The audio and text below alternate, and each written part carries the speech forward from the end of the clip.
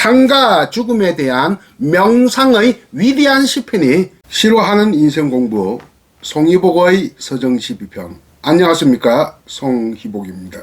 오늘은 프랑스 상징주의 시인 폴 발레리의 시 한 편을 놓고 공부를 하겠습니다. 그러면 오늘 공부할 내용을 들어보시겠습니다. 해변의 묘지 제24장 폴 발레리. 바람이 불어온다. 살아봐야겠다. 거센 맞바람이 내 책을 펼치고 또 덮고 산산조각의 물결이 바위에서 솟구치려 하네. 날아 올라라 온통 눈부신 책장들이여. 부수어져라 물결이여 흥겨운 물살로. 삼갓 돛들이 모이를 쪼던 저 조용한 지붕을.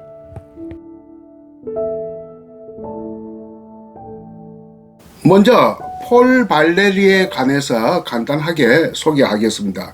1871년에 태어나서 1945년 2차 세계대전 종전 직후에 세상을 떠났고요. 74년을 살았네요.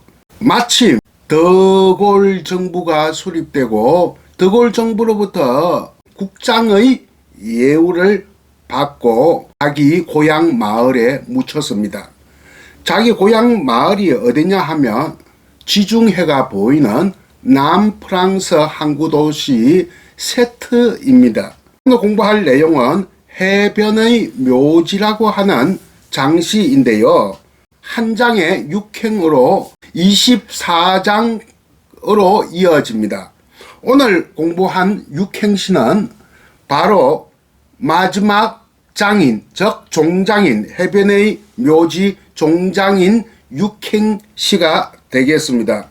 연극에서 종막이라고 하고 오페라에서 마지막 악장이라고 하는 부분이 종장이다, 문학에서의 종장이다, 이렇게 보면 되겠고요.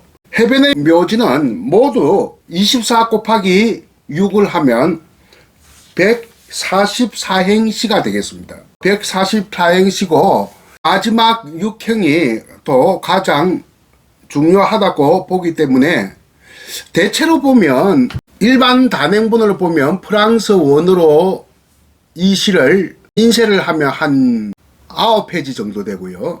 우리 한국어로 하면 보통 한 10페이지 정도 됩니다.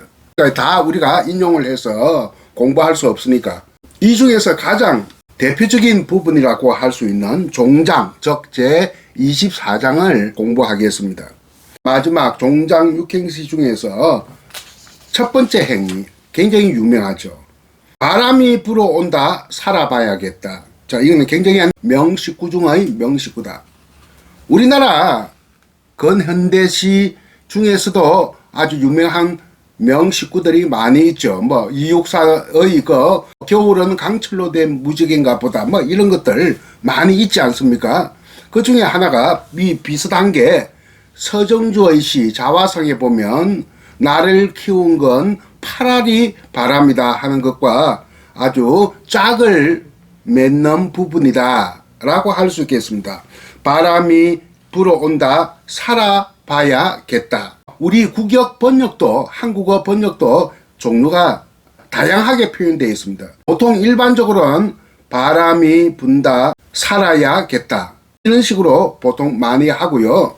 원어로는 러벙스 레브 일르포 뽕띠드 비브 이렇게 발음이 된다고 합니다. 바람은요, 여기에서 무엇을 상징하느냐? 상징주의 시인이 쓴 시니까 뭐 상징과 무관하다고 할 수가 없겠죠. 마지막 부분에는 은유법이 엿보이고 있습니다만 요게 바람이 불어온다. 살아봐야겠다는 상징이라고 할 수 있겠는데 어떤 상징이냐? 제가 이 책을 젊을 때 샀습니다. 문학의 상징 주제사전. 프랑스 시학자 몇 명이 쓴 저서를 한국어판으로 만든 것인데요. 1989년에 초판이 나왔을 텐데 제가 1990년에 이 책을 샀으니 33년 동안 이 책을 가지고 아주 틈틈이 아주 열람을 했던 책입니다. 지금도 아주 귀하게 꽂혀 있는 책인데요. 이 책에 의하면 일반적으로 바람은 피를 맑게 해준다는 것의 상징이요, 정신과 의식을 풍요롭게 해준다는 것의 상징이라고 이렇게 되어 있습니다.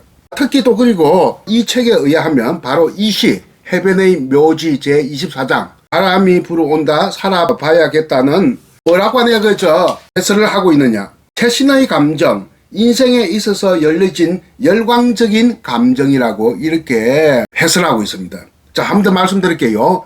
쇄신, 새로운 거, 또 혁신하는 거, 쇄신의 감정, 인생에 있어서의 열광적 감정을 나타내준다. 이 시에서는 보편적으로는 바로 피를 맑게 해주고 정신과 의식을 풍요롭게 해주는 것의 상징이다, 이런 이야기를 하고 있는데요. 폴 발레리 자신도 그런 말을 했습니다. 내 고향은 바로 지중해변이다 하면서 어린 시절의 지중해는 나에게 현존의 형태로 나타났다. 현존, 눈앞에 현재로 존재하는 상태. 그러니까 조그만의 비슷한 철학적 개념으로는 실존이라는 말과 비슷합니다. 그 현존이나 실존의 개념으로 지중해가 나의 어린 시절에 내 의식이나 정신에 비추어졌다 하는 이야기입니다. 그래서 나는 바다와 하늘과 태양에 대한 무의식적인 승부에 전념을 했다라고 수레한 바가 있습니다. 바다의 심연은 영혼의 깊이를 상기시키고 반짝이는 바다의 수면은 명료한 의식을 연상케 한다. 이런 의미로서 우리가 받아들일 수 있겠는데요. 해변의 묘지 실제 있습니다. 지중해의 폴 발레리의 고향 마을에 지중해와 붙어 있는 산 비탈에 공동 묘지가 있어요. 층층이 이렇게 계단식으로 된 묘지가 아주 엄청나게 많다고 합니다. 산 비탈에 공동 묘지, 층층이, 우리나라 같으면 저 경남 남해에 있는 계단식 논이 있죠. 그것을 다랑이 논이라고 하는데 이것은 계단식 공동 묘지를 지금 보고 이 시를 쓴 겁니다. 지중해를 굽어보는 위치에 있는 산 비탈에서 청청이 공동 묘지를 바라보면서 이 시를 쓰는데, 해변의 묘지라고 하는 것은 바로 바다와 묘지라고 하는 서로 상충된 이미지가 이렇게 역설적 구조로 결합된 언어 형태다, 이렇게 보겠죠. 바다는 삶의 상징 공간이라면 묘지는 죽음의 상징 공간이다. 그러니까 삶과 죽음이 별개가 아니라 하나의 순환적 구조를 가지고 있다. 하나의 동전 양면의 관계를 가지고 있음을 나타내고 있습니다. 순환할 때 환자가 고리 한자거든요. 이 고리가 아주 긍정적으로 서 있는 말, 또 부정적으로 서 있는 말, 아주 양극화되어 있습니다. 긍정적으로 서 있는 말을 할 때 고리는 무슨 혈액 순환할 때 순환, 계절의 순환, 인간과 자연의 고리, 이런 개념에서의 순환, 고리, 이것은 긍정적인 의미로 쓰이지만 정경유착, 연결고리, 악의 연결고리, 무슨 범죄의 연결고리 할 때는 아주 부정적인 말로 쓰이고 있는데, 여기에서 해변의 묘지는 긍정적인 의미에서의 삶과 죽음의 연결고리, 그리고 바다와 묘지의 순환구조, 이런 개념으로 쓰이고 있다 하는 것을 우리가 알아두고 이 시를 보는 것이 좋겠다는 생각이 들고요. 굉장히 철학적인 내용의 시를 많이 썼어요, 폴 발레리가. 그가 이 시를 쓸 때, 이 시 전체 144행 시를 쓸 때 내용을 중시하면서 쓴 게 아니라 형식을 중시하면서 썼다. 그래서 내용 이전에 형식에 관한 시라. 그러니까 프랑스어로 어떻게 읽히느냐, 자음과 모음이 어떻게 이렇게 조화를 이루느냐, 이런 것을 염두에 두고 썼다는 겁니다. 이름이 먼저 떠올라서 시적인 영감을 얻었다 하는 얘기가 되겠습니다. 시심을 가다듬은 장소성은 자기의 고향 마을인 지중해변의 그리고 산비탈의 공동묘지가 보이는 장소성에서 이 시를 썼다. 바람이 불어온다. 살아봐야겠다. 이때 바람은 지중해성 기후부터 알아야 되겠습니다. 지중해성 그 기후가 어떤 기후냐? 그러니까 프랑스가 해당되고 스페인, 이탈리아가 해당되겠죠. 또 그리스도 해당되겠네요. 여름에 비가 안 옵니다. 바람도 불지 않습니다. 우리하고 조금만 좀 다른 느낌이죠. 대신에 여름에 해살이 강하다. 겨울에는 비가 내립니다. 바람도 붑니다. 그러니까 비바람이 몰아치기도 합니다. 그래도 겨울은 따뜻하다. 아주 온화하다. 항상 영상을 유지하는 온도다. 그러니까 지중해성 기후의 그 나라들은 이 세상에서 가장 살기 좋은 기후 조건을 가진 곳이다. 이렇게 볼 수 있겠죠. 지중해성 기후는 이렇게 여름에 비가 우리하고 달리 비가 오지 않고 바람이 잘 불지 않는다. 그래서 이 바람이 불 때 되어야 비로소 한 가을쯤 되어야 사람들이 굉장히 좋아합니다. 바람이 불지 않으면 독수도 안 된다고 봐요. 그래서 두 번째 행에 보면 거센 마파람, 마파람은 남풍입니다. 이 원시에는 그냥 바람이라고 되어 있는데 내가 왜 마파람이라 했느냐? 지중해에서 불어오는 바람이니까, 남쪽에서 불어오는 바람이니까 내가 마파람이라고 한 겁니다. 처음에는 더 센 바람이라고 할까 하다가 원어에 충실해서, 원어에는 큰 이런 말이거든. 거대한 이 말이거든. 거대한보다는 거센이 낫겠다 싶어서 거센 마파람이 내 책을 펼치고 또 덮고, 자기가 유리창을 열고 책장에 바람이 불어오니까 이 책위에는 이렇게 바람이 날려서 책장이 안에 펼치고 덮고 한다는 이야기입니다. 이 비로소 바람이 부니까 이제 이 독서하겠다는 어떤 의식의 고양 이런 것도 생기는 겁니다. 바람이 불어야 독서가 잘 된다 하는 얘기들은 참 많이 있습니다. 특히 서양인들 사이에는 그런가 봐요. 하여튼 이 지중해성 기후를 염두에 둔 바람, 겨울에 아주 온화하고 따뜻하다고 해서 살기가 참 좋다고 했는데, 저도 이 남프랑스를 여행한 적이 있는데 가장 한겨울에 갔어요. 한겨울에 갔는데도 굉장히 따뜻했어요. 온화하고 해살도 강하고. 런던에 가니까 한여름에 갔는데도 추워요. 어스스해요. 그런데 이 남프랑스 가니까 우리나라 한겨울인데도 아주 봄날처럼 따뜻해가지고 아주 좋았다. 남프랑스에서 대도시 하나가 다 있습니다. 마르세유라고. 제2의 도시. 우리나라 하면 부산에 해당되겠습니다. 그 지중해와 붙어 있는 프랑스의 대도시 마르세유에서 이 동쪽으로 가는 길과 서쪽으로 가는 길이 있는데, 동쪽으로 가는 길이 바로 안에 영화의 도시로 유명한 칸, 니스, 모나코. 모나코는 물론 독립국가입니다만 프랑스어를 쓰기 때문에 프랑스어권이죠. 이 마르세유에서 동쪽으로 가는 이 해안, 바닷가 길, 바닷가 철로에서 쭉 가면 바다가 다 보이는데 아주 푸른 바다가 아주 눈부시게 잔잔하게 해살에 부서지면서 아름답게 보입니다. 이 해안선을 코트 다지르라고 한다. 코트 다지르. 글자그대로 해석하면 푸른 해안이란 뜻이지만 고유 명사로 한다면 마르세유에서 저 모나크에 이르는 해안선, 해안 무슨 철로나 이 길, 버스길 이것을 두고 이야기하는데 아주 아름답게 그렸고 관광객들도 그쪽으로 많이 몰려갑니다.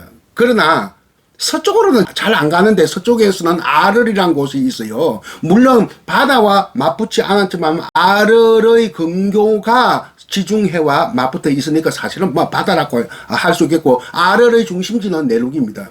이 아르는 고흐가 머물러서 가장 많은 대표작을 남긴 곳으로 유명하고, 그가 이분한 정신병이 지금도 남아 있습니다. 이런 저런 또 로마 시대의 안에 경기장 모습들 이런 것들이 남아 있으니까 굉장히 어떤 역사적인 연고가 강한 곳이기 때문에 제가 그렇게 많이 외국 여행을 다녀도 가장 생각나는 한 서너 개 여행지를 꼽아라고 한다 하면 중국의 아미산이니 남프랑스의 아르시, 아주 작은 소도수입니다.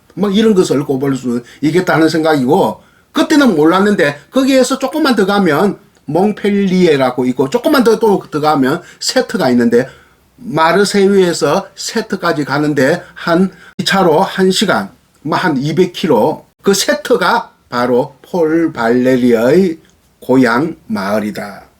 이렇게 보면 되겠습니다. 이 세터의 고향 마을에서 선시가 바로 해변의 묘지이다. 그리고 바람이 불어온다 살아봐야겠다. 거센 맞바람이 내 책을 펼치고 또 덮고 산산조각의 물결이 바위 위에서 솟구치러 하네. 날아 올라라 온통 눈부신 책장들이여. 부서져라 물결이여 흥겨운 물살로 삼각 돛들이 모이를 쪼던 저 조용한 지붕을. 바람이 하나의 종자가 되어서 시가 되어서 계속 이미지를 지금 전해해 나가고 있습니다. 바람에서 물결로, 가만히 있는 물결이 아닙니다. 하늘로 솟구치는 물결이에요. 파도에.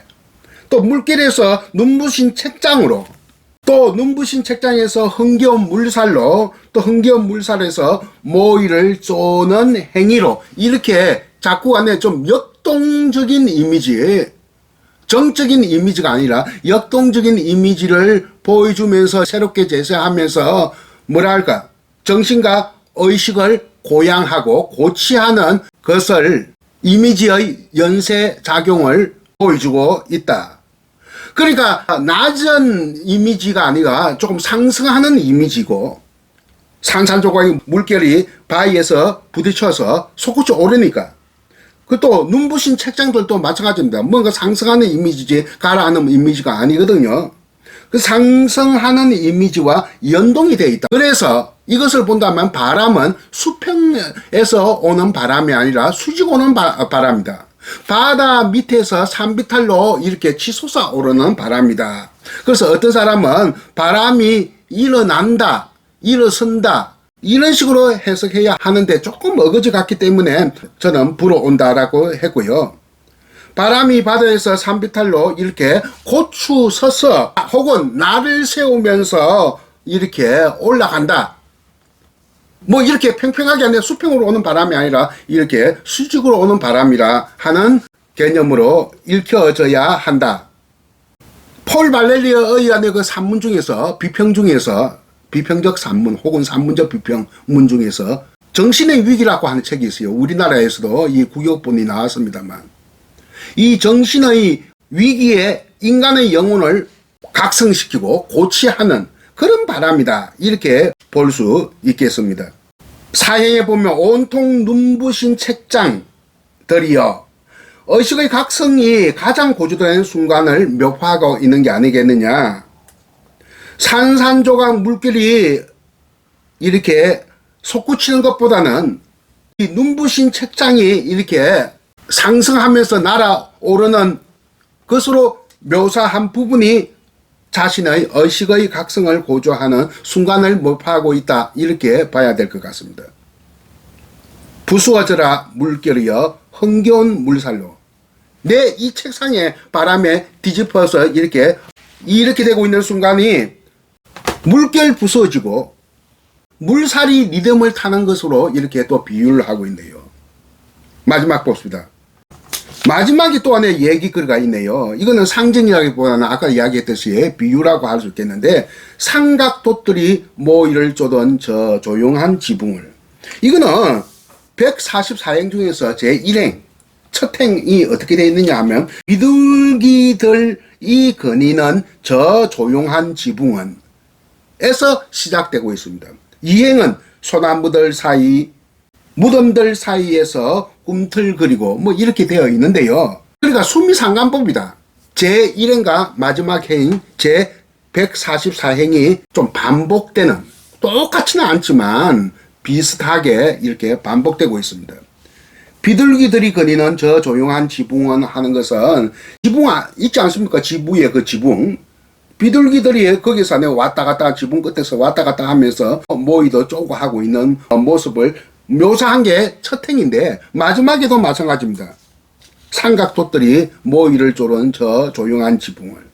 그러면 여기에서 아까 내가 비유법이라고 하고 특히 또 은유법이라고 했는데, 삼각돛들은 보조관념입니다. 원관념이 아니에요. 그 원관념을 찾아야 돼요. 모이를 쪼다 하는 것은 원관념이고, 저 조용한 지붕도 원관념입니다. 그러면 보조관념과 원관념이 이렇게 뒤섞여 있으니까 해석이 난해하다. 그러면 삼각돛들 있지 않습니까? 돛배의 돛이 삼각형으로 이루어지니까 삼각돛이라고 하지 않습니까? 원관념은 뭘까요? 바로 비둘기입니다. 비둘기예요. 그러니까 제1행의 비둘기들이 거니는 저 조용한 지붕과 서로 수미상관을 이루고 있다 하는 것인데, 근데 생각해봐요. 지금 바다에 떠 있는 돛배를 지금 이야기하고 있으니까 비둘기를 바다에 떠 있다 생각하니까 이거는 뭔가 안 맞거든요. 그러면 이 원관념이 비둘기라고 했는데 비둘기의 또 원관념이 있을 수 있다는 이야기입니다. 이건 어디까지 제 생각입니다. 원관념의 원관념. 그러니까 이중의 언유로 이루어진 아주 복잡한 구조의 비유법이다. 원관념의 원관념은 나는 비둘기가 아니라 갈매기라고 봐요. 바다에는 갈매기가 왔다 갔다 하지 비둘기가 어떻게 바다 위로 왔다 갔다 합니까? 지붕 위에는 비둘기가 있을 수 있습니다. 그런데 바다 위에는 어떻게 비둘기가 있을 수 있습니까? 그러니까 이게 프랑스에 갈매기가 없나 해서 제가 이 강의를 앞두고 프랑스어 사전을 찾아봤어요. 한불 사전을 찾아보니까 네이버를 통해 가지고 갈매기라고 치보니까 갈매기가 몇 가지 단어가 있는 거 보니까 프랑스에도 갈매기가 있어요. 우리처럼. 겨울 철새죠. 이 갈매기가 또 아니라도 좋습니다. 지중해에 사는 우리가 모르는 또 다른 종류의 바다새가 있을 수 있다는 이야기입니다. 하여튼간에 이 삼각, 도천, 원관념은 비둘기고 또 그 원관념의 원관념은 갈매기 이거나 아니면 우리가 모르는 또 다른 종류의 지중해 바다새다. 이렇게 봐야 하는 좀 복잡한 구조다. 모이를 쪼는 것도 하나의 끊임없이 의식의 각성을 촉구하는 뭐 그러한 행위라고 할 수 있어요. 또 사람이 독서하는 행위도 모이를 쪼는 것. 우리가 책을 읽는 것은 바로 비둘기나 갈매기가 이렇게 모이를 쪼는 행위와 같다는 이야기입니다. 이 조용한 지붕, 이게 아까 저거 원관념이라고 했는데 보조관념은 뭐냐 하면 지중해의 잔잔한 수면. 이게 물결이 막 치솟아 오르고 치고 파도가 부서지고 하는 것은 해변가이지 바다 중간은 아니거든요. 바다 중간에는 항상 물결이 잔잔하게 보입니다. 잔잔하게 보이게 마련입니다. 그러니까 이 조용한 지붕의 그 보조관념은 지중해의 잔잔한 수면이고요. 삼각, 도천 뭡니까? 보조관념은 삼각 도치지만 원관념은 바다새를 말한다. 바다새인 것은 그 다음에 나오는 표현 모이를 쪼다 하는 표현에서 우리가 충분히 알 수가 있다. 아무튼 이 시는 결론적으로 말해서 연결고리를 이루고 있다. 뭐가 무엇의 연결고리? 상과 죽음의 연결고리. 삶은 바로 바다요. 죽음은 묘지입니다. 그 상과 죽음의 경계에 해변이라고 하는 혹은 해안선이라고 하는 경계선이 놓이게 되는 것이죠. 상과 죽음에 대한 명상의 위대한 시편이 해변의 묘지다. 이렇게 144행을 다 공부할 수 없어서 가장 피날레를 장식한 종장 24장 6행시를 보고 오늘 공부를 했습니다. 그러면 폴 발레리의 해변의 묘지에 대한 약간은 수박 겨닫기 시기지만 144행을 다 보지 않았으니까 그럼에도 불구하고 깊이 있는 우리가 감상 및 음미를 해보았다는 자부심을 가지고 오늘 여러분과 더불어 강의를 마칠까 합니다. 안녕히 계십시오. 해변의 묘지 제24장 폴 발레리. 바람이 불어온다. 살아봐야겠다. 거센 맞바람이 내 책을 펼치고 또 덮고 산산조각의 물결이 바위에서 솟구치려 하네. 날아 올라라 온통 눈부신 책장들이여. 부수어져라 물결이여 흥겨운 물살로. 삼갓 돛들이 모이를 쪼던 저 조용한 지붕을